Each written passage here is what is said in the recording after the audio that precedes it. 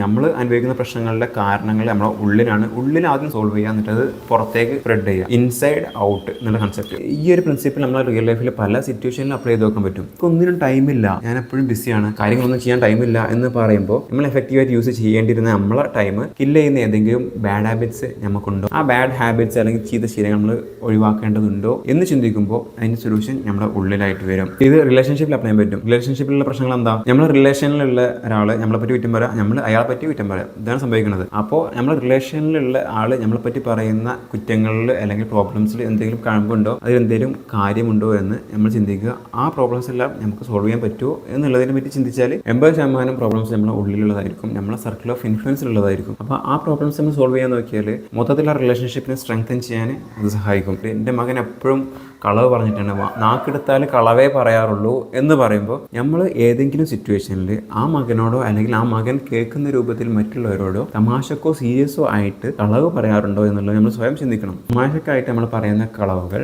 ബുദ്ധി വളർന്നു വരുന്ന ആ ഒരു ചെറുപ്പകാലത്തെ മകൻ്റെ മനസ്സിലേക്ക് അത് അവരുടെ റിയാലിറ്റി ആയിട്ട് അവർ കണക്കാക്കും. അവർ കേൾക്കുന്ന കാര്യങ്ങളെല്ലാം അവരുടെ റിയാലിറ്റീസാണ്. നമ്മൾ പറയുന്ന കളവുകൾ ആ വളർന്നു വരുന്ന കുട്ടി കേൾക്കുമ്പോൾ അത് അവൻ്റെ റിയാലിറ്റി ആയത് കാരണം നമ്മൾ കളവ് പറയുന്ന ഒരാളാണെന്ന് അവൻ നമ്മളുടെ ഐഡൻറ്റിറ്റി ആക്കിയിട്ട് ഇട്ട് തരും. പോരാത്തതിന് കളവ് പറഞ്ഞാൽ വലിയ പ്രശ്നമൊന്നുമില്ല എന്നുള്ളൊരു ഐഡിയയും കൂടിയാണ് നമ്മൾ കളവ് പറയുന്നതിലൂടെ കുട്ടിയിലേക്ക് കൺവേ ചെയ്യുന്നത്. എൻ്റെ മകൻ കളവ് പറയുന്നവനാണ് എന്ന് പറയുന്നതിന് പകരം ഞാൻ എപ്പോഴെങ്കിലും കളവ് പറയുന്നുണ്ടോ എന്ന് ചിന്തിച്ചാൽ അതിൻ്റെ സൊല്യൂഷൻ നമ്മളെ ഉള്ളിലായിരിക്കും, ഇൻസൈഡിലായിരിക്കും. അപ്പോൾ ഇൻസൈഡിൽ ആ പ്രോബ്ലം സോൾവ് ചെയ്താൽ അത് പുറത്തേക്ക് അതിൻ്റെ എഫക്റ്റ് ഉണ്ടാവും. നമ്മൾ എന്ന് ഈ തമാശക്ക് കളവ് പറയുന്നത് നിർത്തുന്നോ അന്ന് മുതൽ ഈ മകനും കളവ് പറയുന്നത് നിർത്തും എന്നുള്ളതാണ് ഇതിൻ്റെ ബേസിക് കൺസെപ്റ്റ്. വേറെ സിറ്റുവേഷൻ എന്താണെന്ന് വെച്ചാൽ എനിക്കൊരു ഹെൽത്ത് ഇഷ്യൂ ഉണ്ട്, ഡയബറ്റിക്സ്, ക്യാൻസർ അല്ലെങ്കിൽ കിഡ്നി ഫെയിലിയർ. എനിക്ക് വരുന്ന ഹെൽത്ത് ഇഷ്യൂസിൻ്റെ മൂല കാരണം പുറത്താണ് എന്ന് ചിന്തിക്കുന്നതിന് പകരം എൻ്റെ ഉള്ളിലുള്ള എൻ്റെ തെറ്റായ ജീവിതശൈലി കാരണമായിരിക്കാം എൻ്റെ ഹെൽത്ത് ഇഷ്യൂസ് എനിക്ക് വന്നത് എന്ന് മനസ്സിലാക്കി നമ്മൾ ഇതുവരെ ചെയ്തിരുന്ന നമ്മളെ മിസ്റ്റേക്ക് നമ്മൾ സോൾവ് ചെയ്യാൻ നോക്കിയാൽ